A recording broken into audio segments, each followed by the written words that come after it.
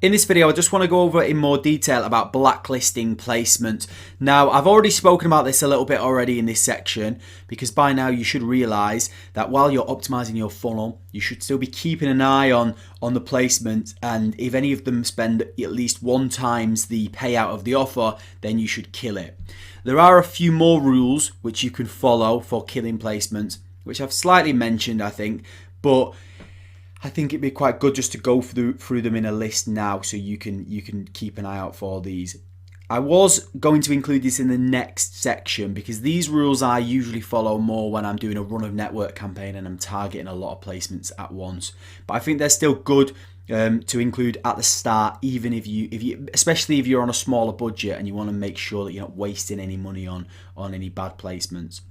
One thing I would bear in mind is that it may be not a good idea to go too strict with blacklisting placements at the start before you've actually got your funnel locked in, because it could be an issue with your funnel. Like, one of the placements might have received a lot of traffic from one of the landing pages which isn't converting. So it's a good idea to try and get your funnel locked in a little bit sooner before you go too deep in with the placement blacklisting. But you still can be doing it all at once, and if you do spot any of these things that I'm going to go through now, you can get rid of them early on rather than wasting money.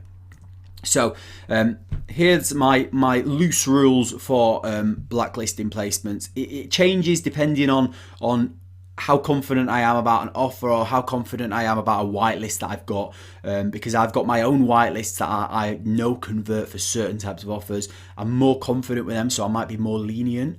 Whereas if I'm running a run of network campaign, I'm more strict with these rules. So you can kind of take them as you like, and it depends on the budget that you've got as well.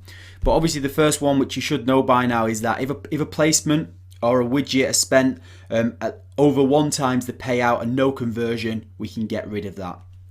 As I've mentioned earlier, if you are on a smaller budget, you could even go like, if it's spent 75% of the payout, you might want to kill it early on. If you've got a bigger budget and you want to give it a bit more room, it could be like 1.2 times the payout with no conversion, and then you kill it then. And just to bear in mind as well, I'm talking about placements, or widgets these are called on a lot of the ad networks, especially on Rev content. It's a widget. Now, if you are on a really strict budget, what you can do is you can base these rules on the actual sites. So a website usually has like a number of widgets, maybe 4 widgets, and each of those widgets you would apply these rules to. But if you're on a smaller budget and you just want to kill things sooner, so you're not wasting any money, and try and get to a profit much sooner, then you can apply these rules to sites. I've done that in the past when I first started out. It does mean that you might lose out on some placements which may have been profitable later on, but it does save money if you're on a tighter budget, so just bear that in mind. The next rule is that if a widget or a placement has had 50 visits and 0 landing page clicks, so 50 people have clicked on the advert and 0 people have actually clicked on the landing page, clicked through the landing page to the offer, then I will kill that widget. Another rule is more than 10 visits and the cost per view is greater than $1.80. So if 10 people click on the advert, and then it works out that the cost per view is actually $1.80, so that's actually like $18, then that is something that I would just go get rid of that straight away. Another one is impressions greater than 10,000 and less than 5 visits, that should say. So if the impressions are, because we're paying cost per 1,000 impressions, if it's 10,000 impressions and we've had less than 5 clicks, that'll be a very low ICTR, then I kill that and just get rid of that widget and turn it off. And the last one is if the landing page clicks is higher than 10, so if the landing page has had 10 clicks going through to the offer, then, and the cost per click is 4 times the average. So say for instance that this campaign seems to be getting around about a $2 cost per click through to the offer, and this is 4 times 2, which is $8, then I'm like, I'll probably kill that. And that's just, I just base that on when I'm looking at it. It's usually around about 4 times. I think I'm going to get rid of that. So those are the main rules that you should be looking out for when you're checking out your campaign and looking at the widgets.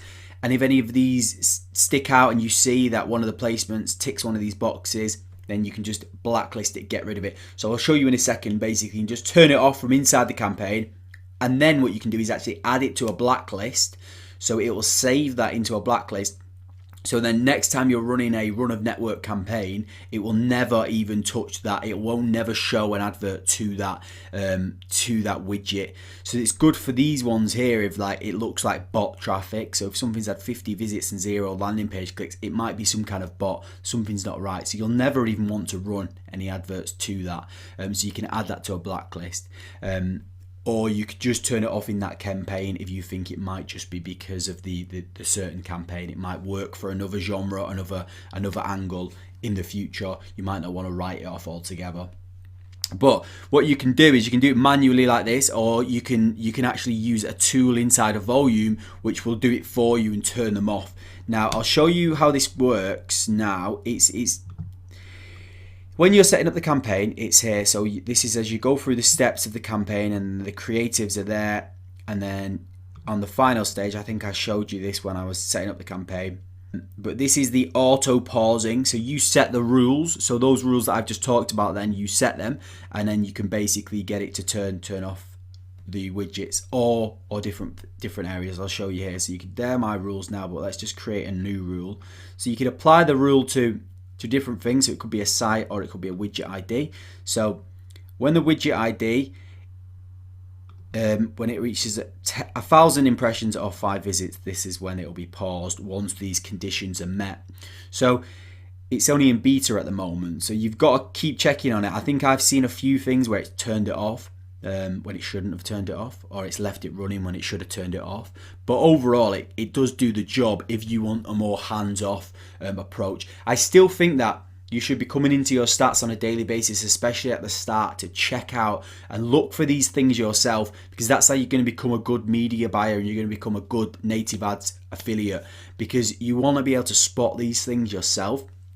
But I know that people like to automate these things in case they're asleep or they can't do it. So come here and you go to conditions, and then you can just choose the different thing here. So let's say, for instance, we'll do the 10,000 impressions. So if impressions number is greater than, and then you just put it in here, 10,000. That's 10,000, isn't it? Yeah. And then you add the condition, and the visits number is less than 5. It will basically pause this, and we can get it to run like for the last 24 hours, and it will run the rule every hour, and then we can click apply, and then it will add that rule there. And you can have different rules if you want to be more strict and play around with them. But those are the good rules, like the base rules, which will help you get rid of widgets that are wasting you any money.